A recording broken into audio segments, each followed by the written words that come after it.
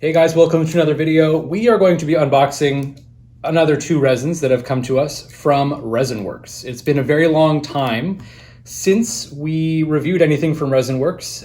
It's been quite a while since they put out anything really new, but these look really promising. These are going to be, this is the EasyCast 200 and EasyCast 400 series. Now both of these are wax-based.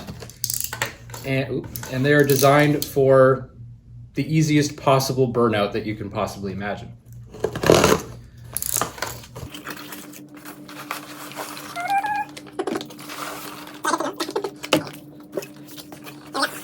Okay, so as advertised, there is the EasyCast Series 200.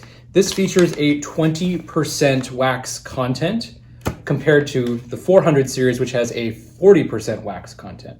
This one I think is designed mostly for really heavy models. So we're talking like, big pendants, really thick walled, heavy pieces. Models that will probably expand and that will be an issue. Stuff like this will counteract that very nicely.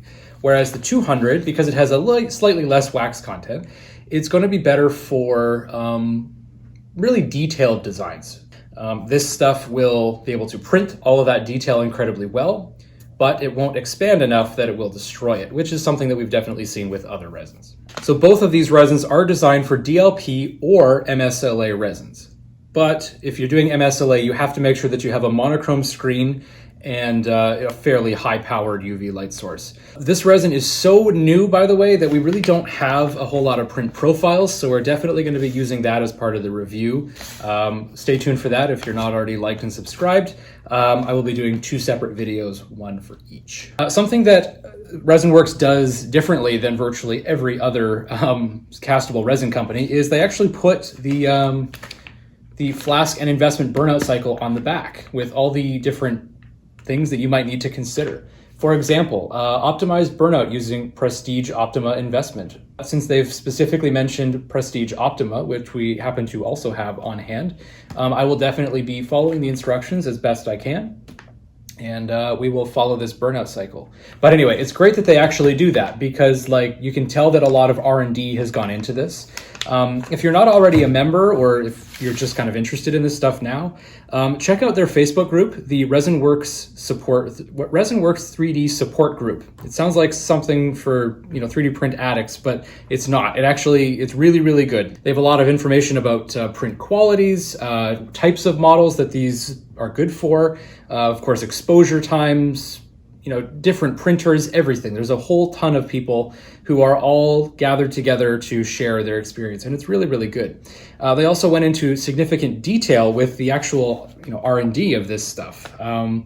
They've been printing thousands of hours and hundreds of liters of this stuff to develop where we are now. And I find it very interesting to get that kind of information, just to know what's going on, because they don't print it on the bottle, how much time they've put into it. They've also been printing this stuff on large format printers. So we're talking like the Frozen Mega, and it's actually coming out flawlessly. So that's something to think about as well if you're in the extremely high production scale. These resins are going to be, I think, a joy to work with in every respect for print times, for casting quality, and just overall everything about them. So I'm very much looking forward to that. Like I said before, if you're not already subscribed, make sure you are, because we will be reviewing that in the next couple of weeks, and you don't want to miss it. So I will see you guys in the next video.